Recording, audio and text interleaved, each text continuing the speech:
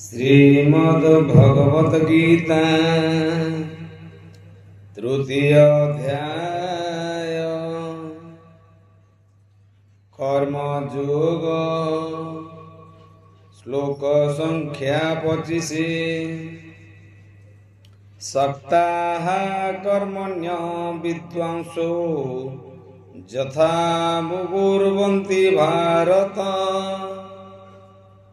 कुर्याद विद्वांस्ताथास तस्चिकीर्षु लोक संग्रहम्।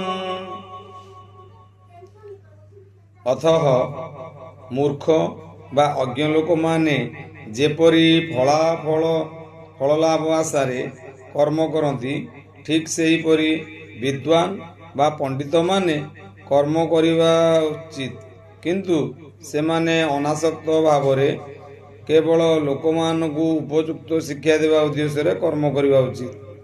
भावार्थ, कृष्ण चेतनारे थिबा व्यक्ति और कृष्ण चेतनाहीन व्यक्तिर कामना भिन्न भिन्न प्रकार।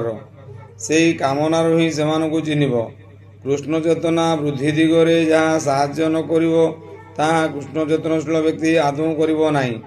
जेपरी एक मूर्ख बा अज्ञ व्यक्ति भौतिक कर्म रे सर्वदा व्यस्त थाए, ठीक सेहीपरि कृष्ण चेतनशील व्यक्ति कृष्ण आनंद बा संतोष विधान निमित्त सर्वदा कर्म रे व्यस्त थाए। यह ही पार्थक्य।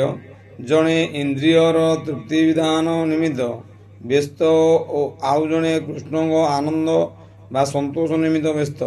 तेणु कृष्ण चेतनशील व्यक्ति जीवन धारण को यही शिक्षा देवा उचित जे किपरि कर्म करने को हेब एवं कृष्ण निमित्त कर्म करी कृष्ण चेतना वृद्धि दिगरे कर्मफल को विनियोग करने को हेब।